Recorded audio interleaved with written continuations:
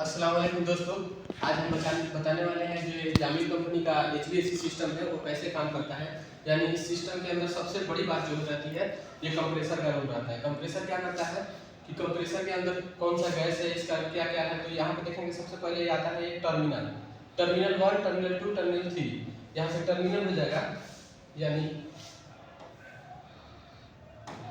Terminal 2, तो terminal 2, terminal 3 और इसके बाद क्या होगा ये हमारा है डिस्चार्ज लाइन, ये है सेक्शन लाइन। ये कंप्रेसर का मॉडल नंबर है।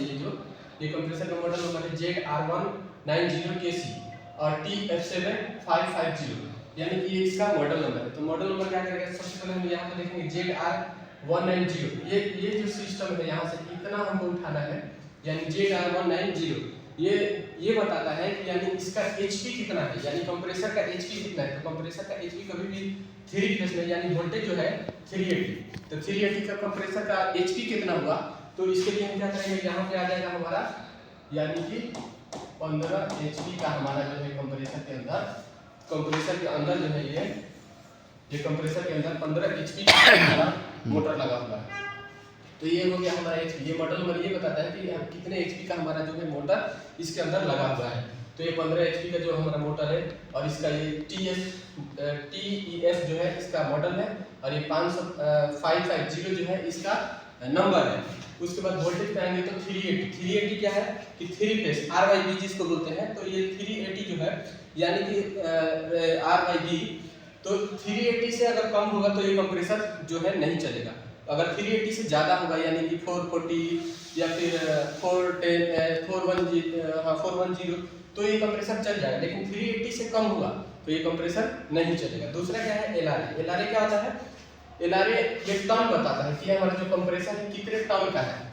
LRA जो है ये बताता है कि हमारा कंप्रेसर जो है कितने टन का है। तो कितना टन का है, तो यहाँ से हम कभी भी जितना LRA होगा, यहाँ पे देखिए वो LRA लिखा है 96, तो LRA को हम करेंगे यहाँ पे 96 और भाग कर देंगे इसमें 12 से, और 96 में 12 से भाग करेंगे तो हमारा लगभग जो इसका आंसर आएगा ये होगा हमारा 16 टन। ठीक, तो ये 12 से यानी 96 में 12 से भाग करेंगे तो ये हमारा 16 टन का कंप्रेसर जो है ये LRA जो यहाँ पे लिखा हुआ है ये वाला ये हिस्सा, तो ये हमारा 16 टन का कंप्रेसर निकल जाएगा।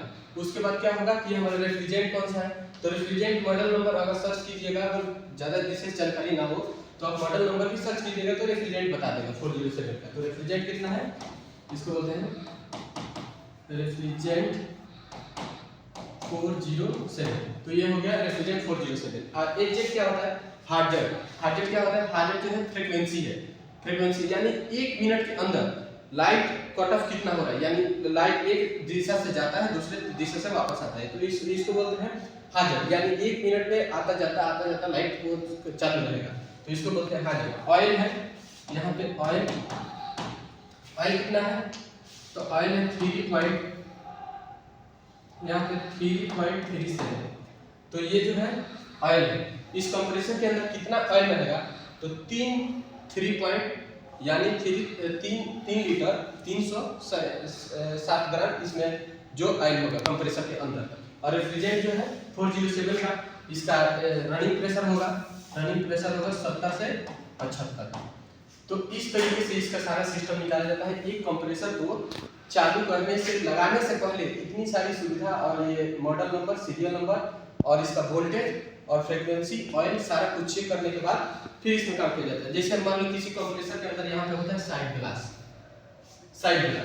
तो साइड ग्लास अगर किसी कंप्रेसर के अंदर है और किसी कंप्रेसर के अंदर नहीं है, अगर हमारा मॉडल नंबर मैच हो रहा है तो हम कंप्रेसर को लगा सकते हैं। अगर मॉडल नंबर मैच नहीं हो रहा है तो इस कंप्रेसर के अंदर हम गैस का मात्रा बढ़ जाएगा, यानी कि दूसरा गैस हो सकता है 134 हो सकता है, 122 हो सकता है या फिर 410 हो सकता है। इसलिए अगर हमारा मॉडल नंबर मैच करेगा तो इस कंप्रेसर को हम लगा सकते हैं, कोई दिक्कत नहीं है। नया कंप्रेसर हम इसके अंदर रख सकते हैं।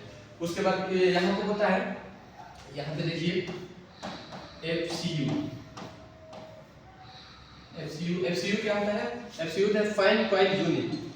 उसके बाद लिखा है AHU क्या होता है, एयर हैंडलिंग यूनिट। उसके बाद होता है PSU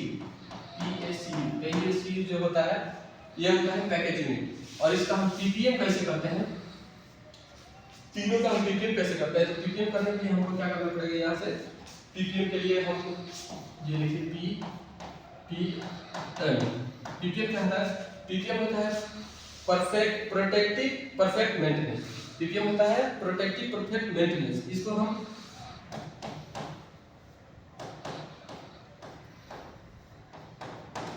protective perfect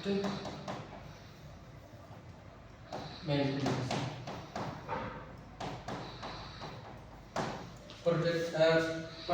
protective perfect maintenance, ये पीपीएम होता है। तो कभी भी इस मशीन के अंदर आप काम कीजिए तो इतनी सारी कंप्रेसर के अंदर सावधानियां रहती है इतना देखने के बाद, और एचपी और एलआरए सारा चीज अगर आप देखना जान जाते हैं कंप्रेसर के अंदर, तो आप लगभग मशीन को लगाना और चलाना और मेंटेनेंस करना, पीपीएम करना आप जान जाते हैं।